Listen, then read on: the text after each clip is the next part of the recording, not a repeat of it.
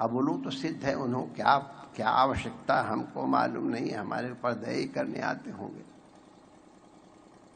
लेकिन श्रवण करते हैं ये सिद्ध लोग भी हमने देखा है। जब संभवतः पहली बार रमण रीति में कथा की सेवा मिली थी, तो उस समय दो पक्षी आकर के ठीक समय पे आके बैठ जाते थे। बहुत लोगों ने दर्शन किए कि जो कुतूहल का विषय था, और जब कथा पूरी हो तो उनके चलते समय पहले आ जाते रहे। एक आध लोगों ने तो अभी हमको जड़खोर की कथा में भी कहा था, वो हमको पूरा प्रामाणिक रूप से नहीं मालूम है, लेकिन एक की लीला तो पता नहीं, शायद दिव्यांग जी थे, कौन थे उस समय। हम जब गुवाहाटी गए थे तो गुवाहाटी में सेवा करनी थी, पाठ कहते हाँ हमारी दो भगवतियां तो यहाँ विद्यमान है, चतुर्वेदी सिस्टर्स।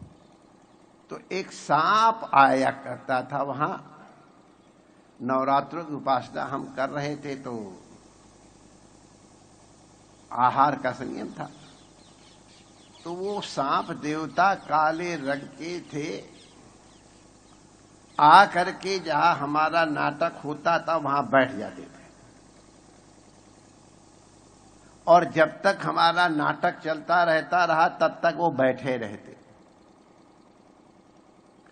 और जैसे ही नाटक पूरा होता बस उसी समय उठ के वो चल देते। एक दिन हमको भी कैसी, एक या दो दिन हमको भी दर्शन मिल गए, कैसे मिले हमको स्मरण नहीं है, मिले काले काले। लेकिन वो लोग बता रहे थे महाराज ये रोज दुर्बल हो रहे हैं, इसके तात्पर्य उन्होंने आहार छोड़ दिया था। आश्चर्य, चूंकि ये बहुत सी आंखों की देखी घटना है, दिन तारीख जगह विदिन इंच नाप के बताई जा सकती, यहां बैठते थे वो गुवाहाटी। 9 दिन का नाटक जैसे ही पूरा हुआ और उन्होंने अपना शरीर भी जय श्री कृष्ण कर दिया। अद्भुत। अब फिर उनकी लीला हमको, और समझे बाबा साहब ने अपने हाथ से उनकी दाह क्रिया वगैरह की थी। तो ये सिद्ध लोग पता नहीं अब कैसे अनुग्रह करते हैं। बहुत बार अब यहां पर भी आ जाते हैं, कई बार ऊपर भी आके बैठ जाते हैं। कल तो हमारे आसन नीचे ही बैठे सुनते रहे, कोई डिस्टर्ब ना करे। आज तभी थोड़ा घूम भी आए। तो ये लोग इतने दत्तचित्त हो के कथा सुनते हैं, जबकि इस योनि में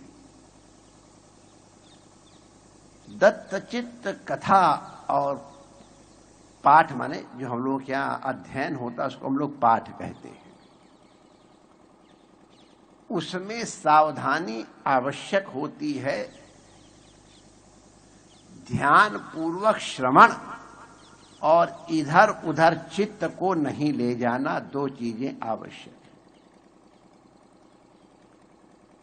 है। एक ऐतिहासिक घटना सुना रहा हूं। भगवान की लीला है, उसके कारण एक बहुत बहुत बड़े, इसका कोई मूल्य ही नहीं है, अमूल्य ग्रंथ रत्न बच गया। लेकिन उस घटना ने एक बार हम लोगों को जीवन भर के लिए सचेत कर दिया। जब पहली बार हमने वो कथा सुनी थी, अब तो बहुत बार सुना भी चुके, तब हमको पता चला था कि श्रवण का क्या महत्व है और सावधान रहने की क्या आवश्यकता है। हमारे पतंजलि महाराज को ज्यादातर लोग योग के ही आचार्य मानते हैं। पतंजलि योग दर्शन है, लेकिन भगवान पतंजलि केवल शरीर के रोग की ही नहीं, वाणी के रोग के ही नहीं, मन के रोगों की भी, तीनों की चिकित्सा करने के लिए उन्होंने अलग अलग ग्रंथ लिखे हैं। व्याकरण पर पाणिनि मुनि जी के द्वारा जो व्याकरण है उसके ऊपर भाष्य पतंजलि महाराज का ही है। पतंजलि महाराज काशी में एक नाग कुआं बना हुआ है। नाग पंचमी के दिन हम लोग वहां जाते थे जब काशी में थे। हर पंडित जो संस्कृत का विद्वान होता था वहां अवश्य आने की कोशिश करता था और हमारे जैसे विद्यार्थी लोग भी पहुंच जाते थे। कुछ शास्त्र चर्चा चलती थी पतंजलि ऋषि जी की स्मृति में। शेषावतार हैं तो जिस दिन की घटना हम बता रहे उनके 1000 शिष्य थे।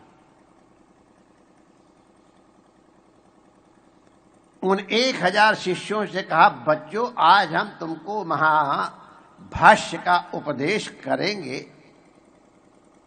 तुम लोग अत्यंत सावधान होकर के श्रवण करना, ये दुर्लभ वस्तु है।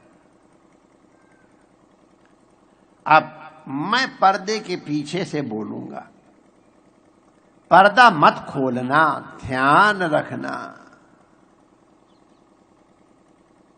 ये गुरु की आज्ञा हो गई उस उपदेश देने के पहले। पर्दे के पीछे झांकना नहीं, इधर उधर नहीं जाना और असावधान नहीं होना, क्योंकि यह वाणी एक बार ही निकलेगी। तो भगवान ने पर्दा लगाया और अपने सहस्र मुख से महाभाष्य का प्रवचन प्रारंभ कर दिया।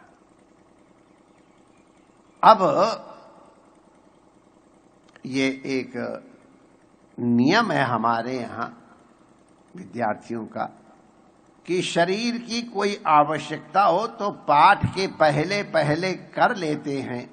कई लोग सत्संग के पहले, कई लोग जो पाठ होता है उसके पहले, कुछ जप इत्यादि पहले कर लेते हैं।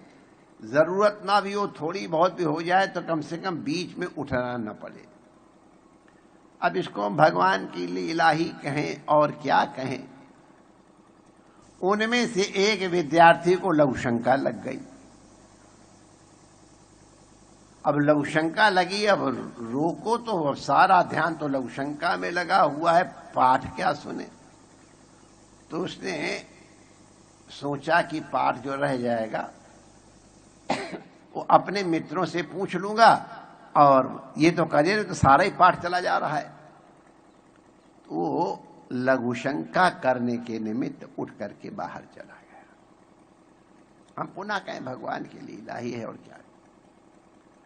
और उन जो 999 बचे तो उसमें एक से रहा नहीं गया। ये कुछ लोगों का साइकोलॉजिकल नेचर होता, स्वभाव होता, जिसको मना करो उसको जरूर करने की इच्छा होती है। कुछ लोगों को तो खैर अब उनको आप लोग जानते हैं, उल्टा ही करने की होती है, उनकी बात हम नहीं कर रहे हैं। स्वाभाविक जिज्ञासा होती, क्यों मना किया। तो उस विद्यार्थी ने कहा, गुरुजी तो ध्यान में बैठ के पढ़ाते हैं। हम लोग याद है जब हमारे पंडित जी लोग हम लोग पढ़ाया करते तो वो करीब करीब समाधि में ही चले जाते थे पढ़ाते पढ़ाते। वो लगता है वो शरीर है ही नहीं, वो शरीर से अलग होके बोल रहे हैं। हमने अपनी आंखों से देखा और वो बात क्या कहें।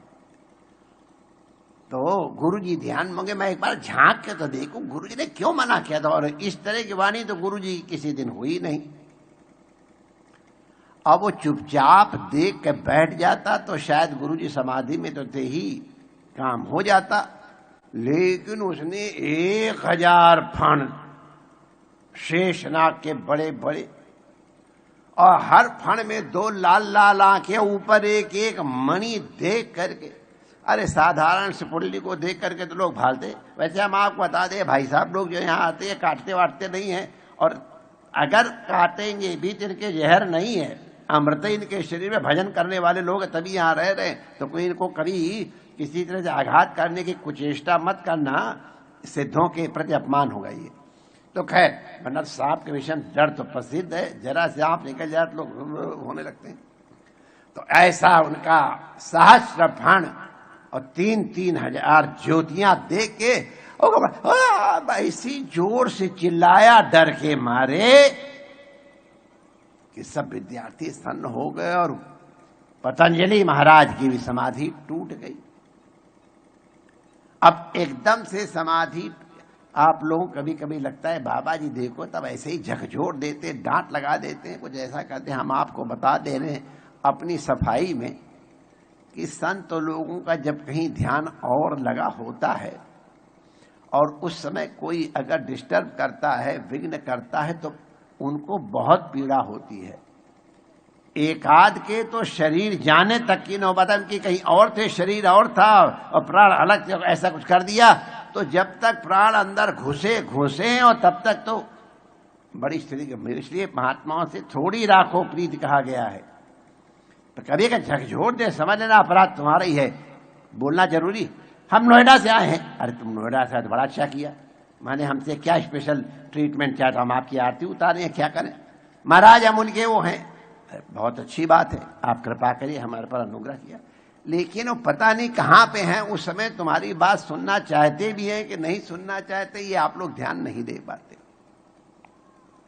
और तब स्वाभाविक क्रोध आता ही है, क्योंकि कामात, हमारा तो वहां काम लगा हुआ था और आपने विघ्न कर दिया तो कामात क्रोध हो भी जाए थे। और दूसरा ये भी है कि तुमने जो अपराध किया उस संत ने डांट दिया तो उससे तुम्हारा अपराध भी थोड़ा कम हो जाता है। तो इसका मतलब नहीं कि तुम जबरदस्ती क्रोध कराओ और डांट खाओ। इसलिए कथा में फिर सुना देंगे किसी दिन। तो पतंजलि महाराज ने दिया, श्राप दिया, अरे तू भस्म हो जा। अब पतंजलि महाराज एक फुंकार से सृष्टि खत्म होती, वो सबके सब जय श्री कृष्ण।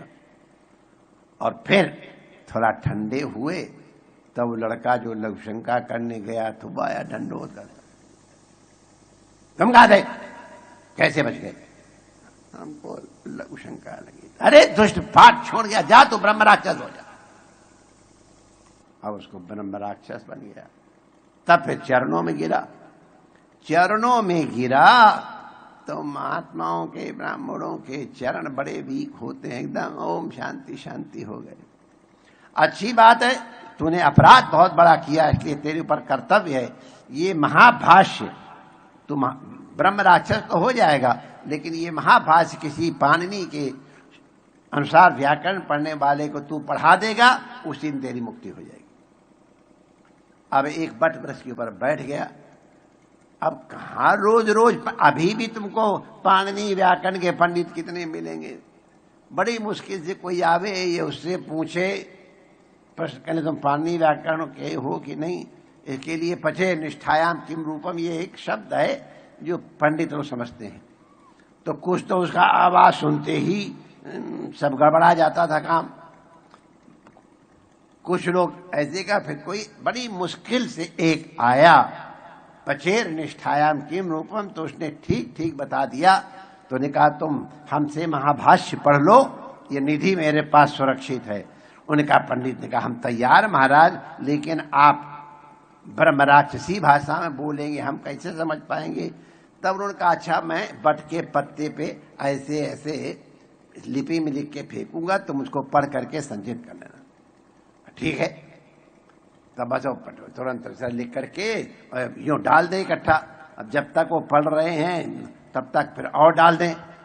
अब डाल रहे हैं, पढ़ रहे हैं, डाल रहे हैं, इसी बीच में बकरी आ गई। और बकरी ने जब तक ये पंडित जी रोके रखे तब तक थोड़े से पत्ते चबा लिए। तो उतना हिस्सा भाष्य का रह गया है और वहां लिखा हुआ अजा भक्षितम एतत्, कि ये बकरी चढ़ गई है, इतना हिस्सा। और बाकी पूरा महाभाष्य यहाँ उपलब्ध है, हमारे पास भी है सब यहाँ। ये तो वेद के विद्यार्थी, व्याकरण के विद्यार्थी अपने आश्रम में हैं, वो लोग जानते। तब महाभाष्य इस तरह से सुरक्षित हुआ। हम महाभाष्य के सुरक्षित होने की कथा नहीं, आप लोगों को सावधान करने के लिए कह रहे हैं कि श्रवण मर्यादा पूर्वक किया जाता है। ये खेल तमाशा नहीं है। आपस में खेल भी कर रहे हैं, आपस में चुटकियां भी ले रहे हैं, मोबाइल का तमाशा भी बीच बीच में हैंडल कर रहे हैं। ध्यान कहीं और है महाराज, कब बंद करेंगे? तो ये सत्संग की विधि नहीं है। चलो कभी कभी बिना मन के भी सुना हुआ कल्याण करता है, ऐसी कथाएं हैं, लेकिन पाठ पढ़ते समय, श्रवण करते समय चित्त को दत्त करके ही श्रवण करना चाहिए, समाहित करके करना चाहिए। और जिन चीजों के लिए निषेध किया जाए उनको खास तौर से बिना किए हुए यदि आप पाठ पढ़ेंगे, श्रवण करेंगे तो आपको अनंत फल मिलेगा। श्रवण ही परम ज्ञान का साधन है। इसीलिए ज्ञानाद एव ही तो कैवल्यम, केवल ज्ञान से, श्रवण से ही कैवल्य की प्राप्ति है। एवकार माने और कोई नान्या पंथा विदित्य अनाय। इसलिए सावधान होके हम लोग श्रवण किया करें। इसकी सामर्थ्य पूज्य महापुरुष लोग तथा आचार्य जी से ऋषि कुमार लोग, सब विप्र लोग हमको प्रदान करें और हम लोग इस योग्य बन सकें। इसके लिए आप सबके लिए सामने उपस्थित और साथ में उपस्थित सुजनों के लिए मंगल कामना करते हैं। जय श्री कृष्ण।